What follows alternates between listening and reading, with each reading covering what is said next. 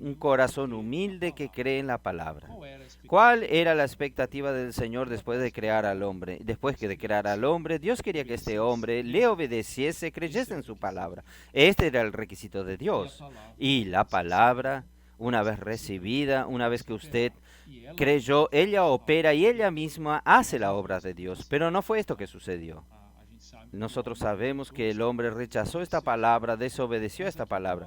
Pero aquí hay una alerta que nosotros miremos para el canal y apreciar la palabra de Dios, reconociendo que hay un canal retransmisor. La terminología usada en el día martes, retransmisión de la palabra de Dios. Así como los tesalonicenses recibían con fe, recibiendo como si la palabra fuese del propio Dios, de hecho era del propio Dios. Y aquí hay una alerta en relación especialmente relacionada al rey Sedequías. Esto está en el libro de Crónicas, el segundo libro de Crónicas, capítulo 36, versículo 12, que dice así, que el rey Sedequías hizo lo que era malo delante del Señor su Dios y no se humilló delante del profeta Jeremías, que hablaba de parte del Señor. Miren qué interesante. Él dice que no se humilló delante del Señor, sino no se humilló delante del profeta que hablaba de parte de Dios. Estaba cargando una orden este profeta, una orden de Dios. Este es un comportamiento común del pueblo de Dios. Infelizmente, no reconocen a los profetas, persiguen a los profetas, no se humillan delante de la palabra del Señor antes de los profetas, delante de los profetas. Y el Señor usa este mismo principio, habla por los profetas y por los mensajeros. Y esto resultó en el pueblo, el cautiverio babilónico.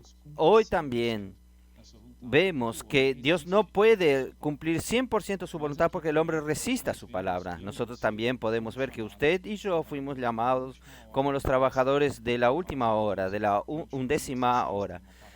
En Mateo habla de los trabajadores que cada 3 horas eran llamados y nosotros entendemos que este habla con relación a la iglesia, especialmente en este tiempo final, que el Señor, después de haber llamado en diversas eras y ocasiones, está convocando a los trabajadores de la última hora. ¿Cuál es la calificación de estos trabajadores? ¿Cómo usted tiene que ser para usted hacer parte de estos trabajadores que va a traer al Señor de regreso, que va a cerrar esa era? Entonces, aquí dice lo siguiente: a veces oímos el llamado del Señor, pero lo esquivamos. Señor, no tenemos calificaciones, no estamos calificados. El Señor llama a los descalificados, los que no están preparados. Él nos prepara. ¿Cuál es el secreto? Aquí tiene esta pregunta. ¿Cuál es el secreto entonces? No confiar en nuestra capacidad, sino confiar en la palabra de Dios. No importa la calificación humana o la capacidad humana. Dios, recordando 1 Corintios 1, 26, 27, Dios no llamó, no exaltó las cosas sabias, sino a las despreciables, las humildes, las locas de este mundo, para avergonzar a las que son sabios, poderosos, o aquellos que son poderosos, o se dicen poderosos y sabios. Entonces, como trabajadores, nosotros estamos aquí para edificar la iglesia, para concluir la obra del Señor. Es interesante que a veces, cuando Dios nos llama, nosotros creemos que tenemos que hacer algo grande, grandiosa para Él. Y aquí hay un recuerdo de que este no es el principio del Señor. Dios es muy alto, muy grande para que nosotros podamos construir algo, hacer algo para Él en esta tierra. Vamos a recordar, aquí nos recuerda la época de Tiatira.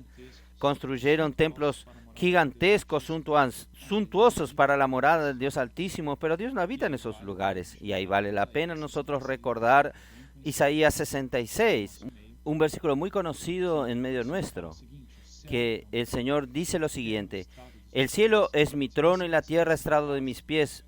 ¿Dónde está la casa que me habéis de edificar y dónde el lugar de mi reposo? Mi mano hizo todas estas cosas, y así todas estas cosas fueron, dice Jehová. Pero miraré a aquel que es pobre y humilde de espíritu, y que tiembla a mi palabra.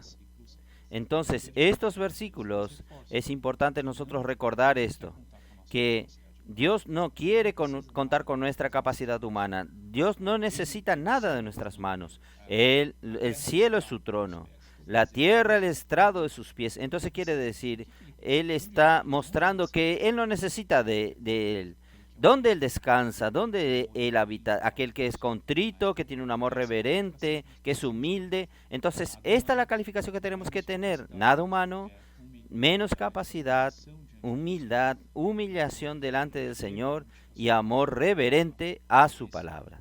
Entonces, creo que este es el punto que habla que Abraham tuvo. Abraham buscaba al Dios verdadero, buscaba al Dios poderoso. Él veía que había algo más, algo que era más poderoso que todas las cosas, y el Dios de la gloria le apareció a Abraham. Él creyó a la palabra, por eso fue justificado. Entonces, esta es la característica, estas son las características del trabajador de la última hora. El ejemplo de Abraham, no del rey Ezequías, cada uno es opuesto. Abraham oyó la voz del Señor, obedeció, creyó, fue justificado. Entonces, esto es que necesitamos ver con este corazón simple y humilde y reverente a la palabra del Señor. El día miércoles, la ley realza las pasiones de la carne. Parece una paradoja, en cierta manera, que la ley retrata lo que está en el corazón de Dios, el padrón, vamos a decirlo así, del corazón de Dios, pero la ley no puede ser cumplida con mi y su capacidad. Nosotros no conseguimos. La ley debería servir al hombre para que se arrepienta y se humille y reconocer que él es incapaz y buscar de esta manera a Dios, buscar vivir por Dios para cumplir aquello que está en el corazón de él. Entonces la ley, ella tiene esta fuerza.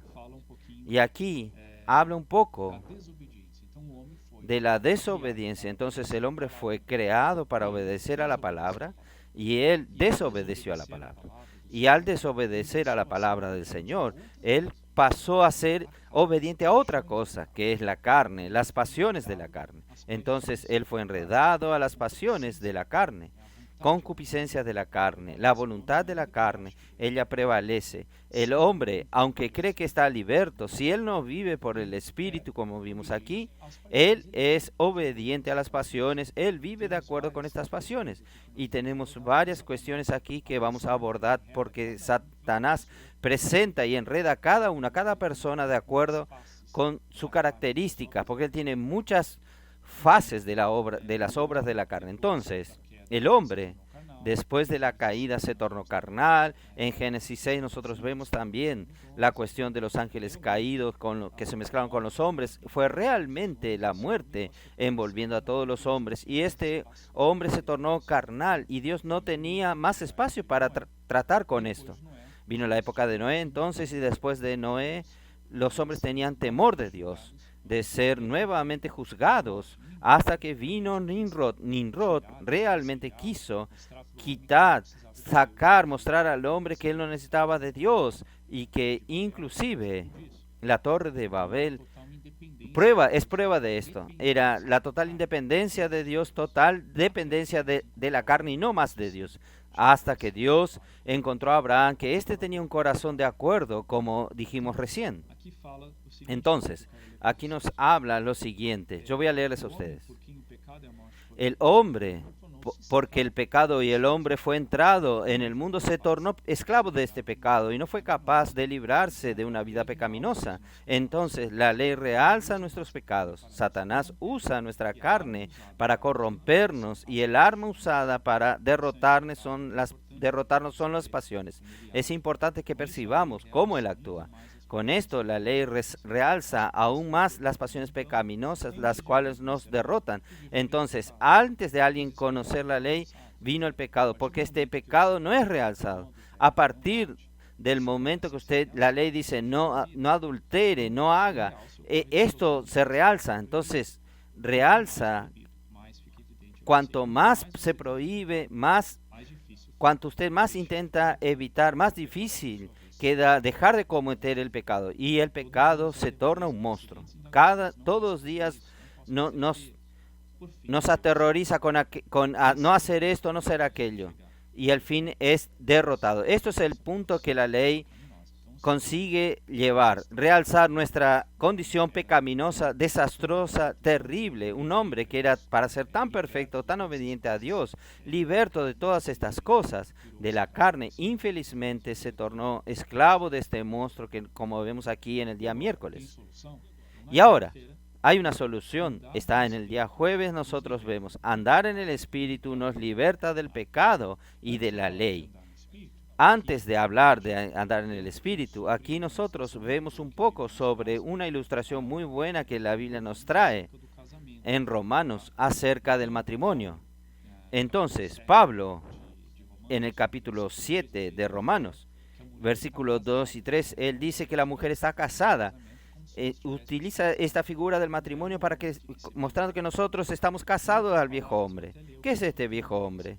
Yo voy a leer aquí que hay una definición muy buena. Es la carne que nos aprisiona y nos lleva a vivir bajo la esclavitud del pecado y de la ley. Este es el viejo hombre que es totalmente opuesto al Espíritu. Él tiene poder sobre nosotros por causa del pecado y utiliza el pecado para esclavizarnos también. Entonces no tiene ningún sentido un cambio de comportamiento, porque la naturaleza continúa ahí. Continúa casado, entre comillas, aquí con este viejo hombre. La única solución es la muerte del viejo hombre.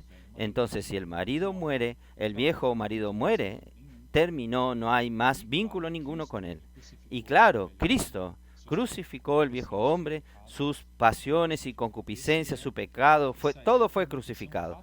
Esta es una expresión de hechos espirituales, y usted tiene que reconocer que en nuestra vida, en la realidad, a veces nosotros sentimos que el viejo hombre aún está muy vivo. Entonces, ¿cómo nosotros podemos hacer con que este hecho espiritual se torne realidad de nuestra vida? Aquí está el secreto.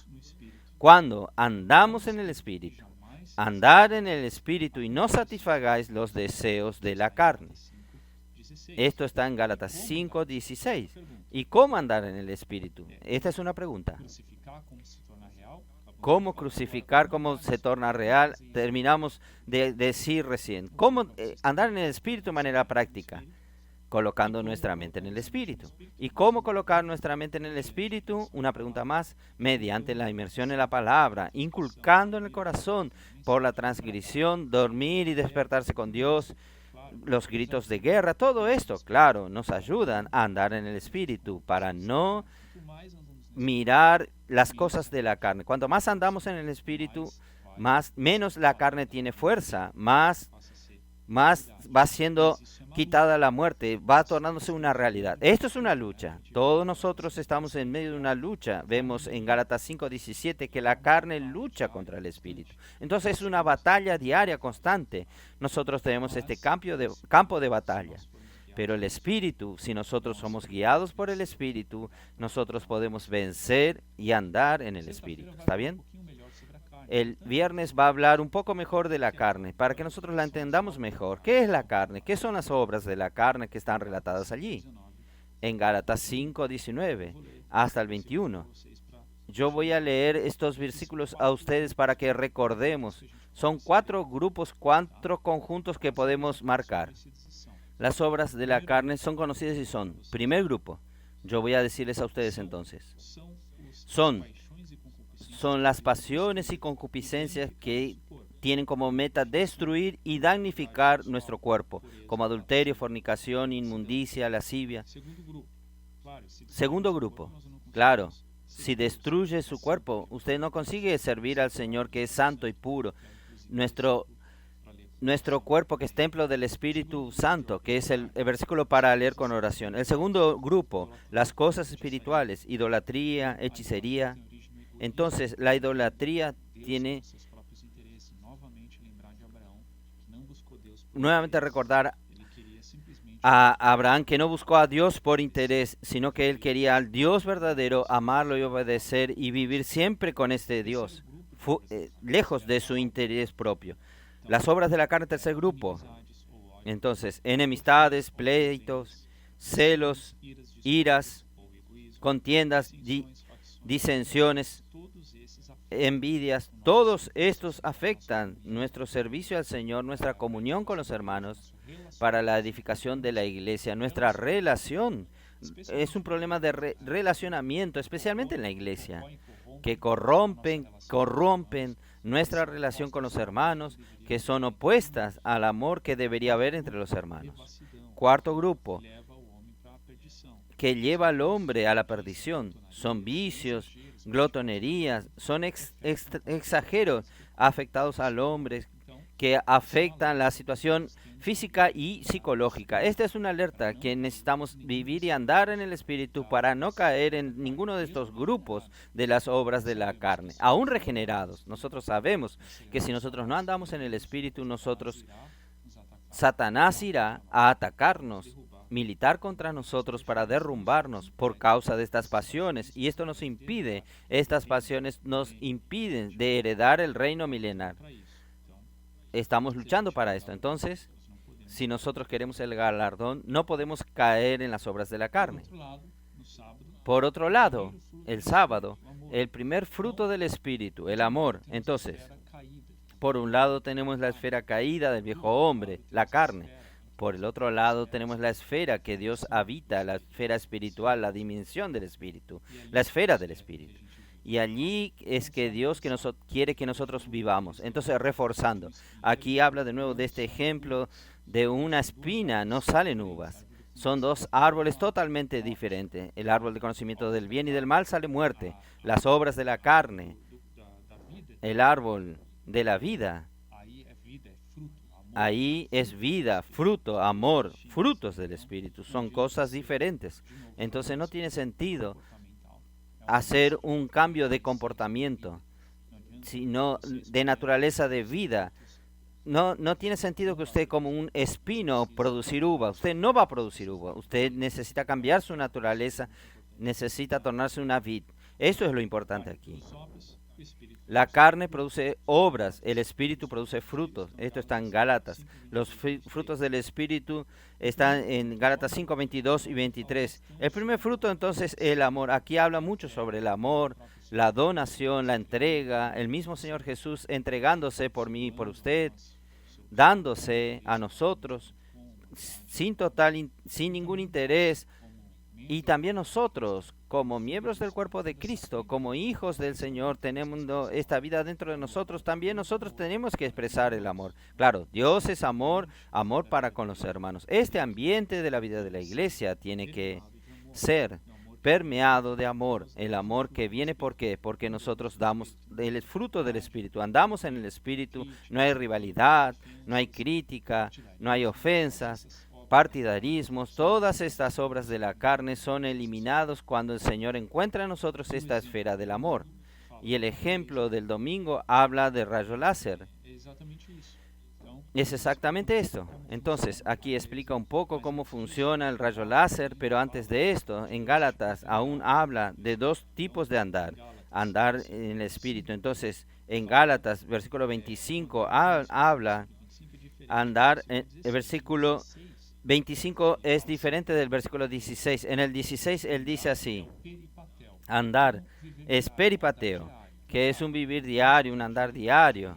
En nuestro día a día, en lo cotidiano, en nuestros quehaceres, tenemos que andar en el Espíritu. Pero hay otro andar que es el descrito en el versículo 25 de Gálatas 5, que es estoikeo, el término en griego, que ahí sí es un andar militar con una regla, un andar colectivo, que es el andar de la iglesia. La regla es el Espíritu que lo dicta, el comando del Espíritu. Este debe ser nuestro andar aquí colectivo. Esto se compara con el láser, que es diferente a una luz común que utilizamos en nuestra casa, aquí tenemos toda la explicación, pero resumidamente, la luz que está en nuestra casa, la luz normal, es policromática, es diferente del láser que es monocromático. Entonces, hay un color, muchos colores, o el otro tiene un color. Cada uno por sus ciclos que se alternan en subidas y bajadas. Cuando una luz común es diferente, por cuando usted tiene rayos de luz de colores diferentes, una luna a la otra. Entonces, diferentes de rayo láser, que usted tiene un solo largo de onda, y esto es coherente. Entonces, todas las ondas están en un mismo ciclo, ellas no se anulan. Es muy interesante esto. Sumamos unos con los otros. No nos anulamos, sino que sumamos. Este es un buen ejemplo.